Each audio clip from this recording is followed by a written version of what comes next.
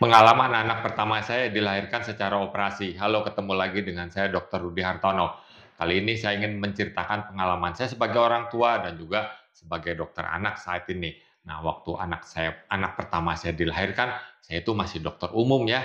Nah, jadi saya ingin menceritakan sebagai orang tua juga. Nah, ini saya kaitkan juga dengan pengalaman Pak Kristianus, anak pertamanya dilahirkan secara operasi juga. Nah, tapi melalui BPJS ya. Mohon izin Pak Kristianus. Nah, waktu 30 tahun yang lalu tuh anak saya kan dilahirkan secara operasi. Awalnya itu mau secara normal. Nah, sebelumnya saya kontrol ke rumah sakit yang terdekat. Nah, jadi saya memilih rumah sakit yang terdekat untuk mempermudah transportasi. Nah, jadi kita pilih yang rumah sakit sesuai dengan keinginan saya dan istri. Nah, lalu hunting ini dokter kandungannya. Nah, kita pilih nih yang prakteknya tiap hari agar mempermudah komunikasi jika anak sewaktu-waktu akan dilahirkan. Nah, jadi kita memilih rumah sakit terdekat, kita pilih dokter kandungannya. Nah, setelah 1-2 kali kita kontrol, nah kita srek. Nah, lalu kita teruskan tuh. Nah, lalu kita ikutin semua anjuran dari dokter kandungannya. Nah, dokter kandungan juga bilang, oh di USG ya untuk secara keseluruhan. Nah, dirujuk ke satu rumah sakit USG secara keseluruhan untuk calon anaknya ini. Nah, jadi di USG ya puji Tuhan sehat semua.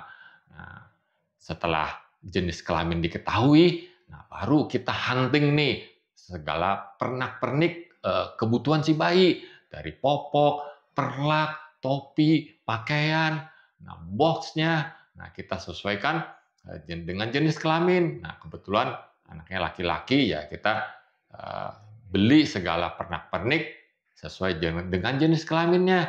Nah lalu kita bungkus itu di satu tas yang khusus sehingga begitu nanti anak udah siap dilahirkan, nah tas itu kita langsung bawa untuk keperluan si bayi. Nah betul juga nih, suatu pagi pas istri saya udah sudah di WC, ketubannya pecah. Nah lalu kita segera ke rumah sakit. Jadi praktis, semua sudah kita siapkan dari keperluan bayi, kebutuhan istri, semua sudah disiapkan sehingga langsung bawa ke rumah sakit. Nah, di rumah sakit ketemu sama dokternya. Nah, lalu dipimpin untuk lahir spontan. Nah, cuman karena agak kesulitan dan istri sudah kecapean, habis tenaga, maka dokter kandungannya memutuskan lebih baik dilahirkan secara operasi. Nah, ini di luar rencana awal. Nah, tapi saya percaya sama dokter kandungannya bahwa ini keputusan yang terbaik buat si anak, si ibu. Nah, lalu disiapkan kamar operasi. Nah, setelah lahir ya puji Tuhan sehat ya.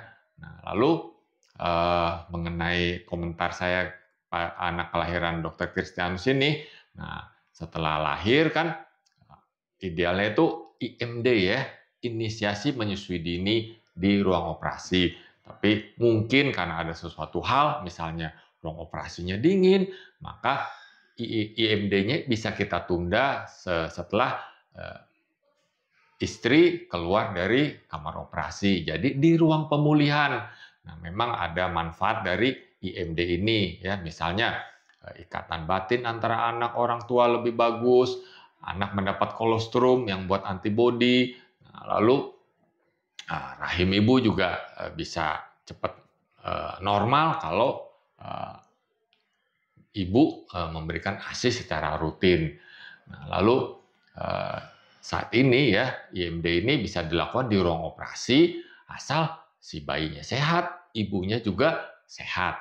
Nah, tapi kalau terlalu dingin maka bisa aja diputuskan di ruang pemulihan karena untuk kepentingan si bayinya juga karena bayi itu sensitif terhadap udara dingin, gampang drop ya sehingga membahayakan si bayi. Nah, lalu waktu lahir itu sering ya bayi itu badannya bercak putih-putih. Nah, itu lemak. Nah, itu untuk melindungi si bayi terhadap suasana dingin di dalam perutnya si ibu. Nah, jadi kita tidak langsung membersihkannya. Nah, setelah baik kita diobservasi stabil, nah biasanya dalam beberapa jam baru kita bersihkan. Ini untuk kepentingan si bayi juga. Nah, lalu mengenai bedong, ya saat ini dari Ikatan Dokter Anak Indonesia ya tidak menganjurkan bedong secara ketat. Ya boleh aja dibungkus. Ya, yang penting kakinya bisa bergerak leluasa. Kalau bedongnya terlalu kenceng, kakinya stretch, itu kadang mengganggu pola jalan si anak. Nah, jadi itu pengalaman saya. Nah, jadi setelah di ruang pemulihan baru dikasih ASI. Bagaimana dengan pengalaman teman-teman? Nah, kasih komentar ya. Jika video ini bermanfaat, silakan share ke orang lain. Salam sehat.